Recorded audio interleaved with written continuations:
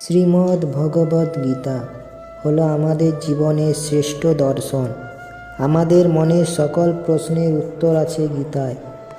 জীবনে যারা আজ সব কাজে ব্যর্থ হন, তাদের ব্যর্থতার কারণ কি গীতায় সেই কথাও জানিয়েছেন শ্রীকৃষ্ণ।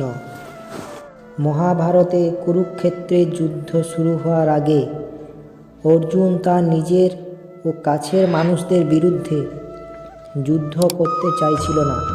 সেই সময় শ্রীকৃষ্ণ অর্জুনকে উপদেশ দান করেছিলেন, যা গীতার উপদেশ নামে পরিচিত। শ্রীমদ্ ভগবদ্ গীতা আমাদের জীবনে চলার সঠিক পথের সন্ধান দেয়। বলা হয়ে থাকে, আমাদের জীবনে এমন কোনো সমস্যা নেই যা গীতার পাতাতে খুঁজে পাওয়া যাবে না। অনেক সময় দেখা যায় কোনো মানুষ যেমন ক্রমাগত সাফল্যের স্বাদ পেতে থাকেন, তেমনই কেউ বারবার ব্যর্থতার অন্ধকারে হারিয়ে যান। মনে হয় জীবনে বেঁচে থেকে লাভ নেই। চেষ্টা করেও একা জীবনে কোনো কাজে সাফল্য অর্জন করতে পারেন না।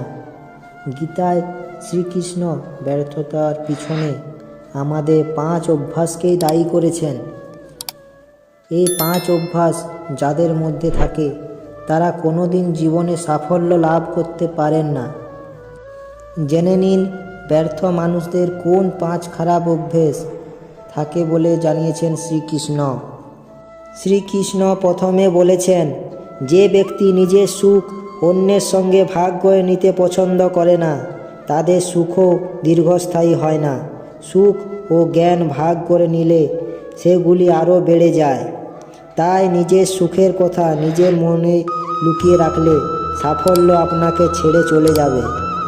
তারপর শ্রীকৃষ্ণ বলেছেন, যারা খুব কম সময়ের মধ্যে জীবনে বড় সাফল্য অর্জন করতে চান, কিন্তু মনে রাখতে হবে, সত্যিকারের সুখ ও সাফল্য কখনোই তাড়াহুড়ো করে পাওয়া যায় না। বড় সাফল্য পেতে গিয়ে এরা জীবনে ছোট ছোট লক্ষ্যগুলোকে ভুলে যান। এই অভ্যাসেই জীবনে সাফল্যের পথে সবচেয়ে বড় বাধা বলে জানিয়েছেন শ্রীকৃষ্ণ। এরপরে তিনি বলেছেন, নিজেকে উপলব্ধি করার উপর বারবার জোর দিয়েছেন।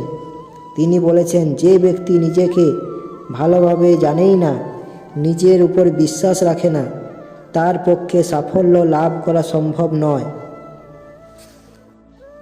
আমাদের শক্তি কোথায়, দুর্বলতা কোথায়, তা জানলে তবেই তো আমরা সাফল্যের জন্য ঝাঁপাতে পারব ও তাকে লাভ করতে পারব।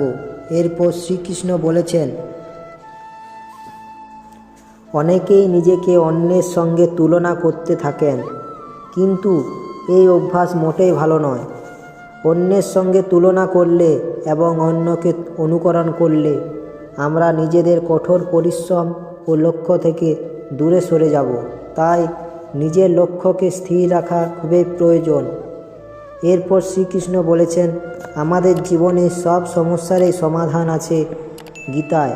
তাই সকলের প্রতিদিন গীতা পাঠ করা অবশ্যই প্রয়োজন। গীতার বাণী জীবনে অনুকরণ করলে সব মুশকিল কাজ সহজে হয়ে যায়। খারাপ সময় পেরিয়ে আসতে পারি আমরা।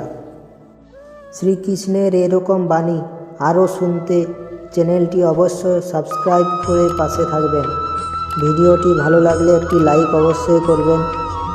তো সকলে জয় শ্রীকৃষ্ণ ও রাধে রাধে লিখবেন।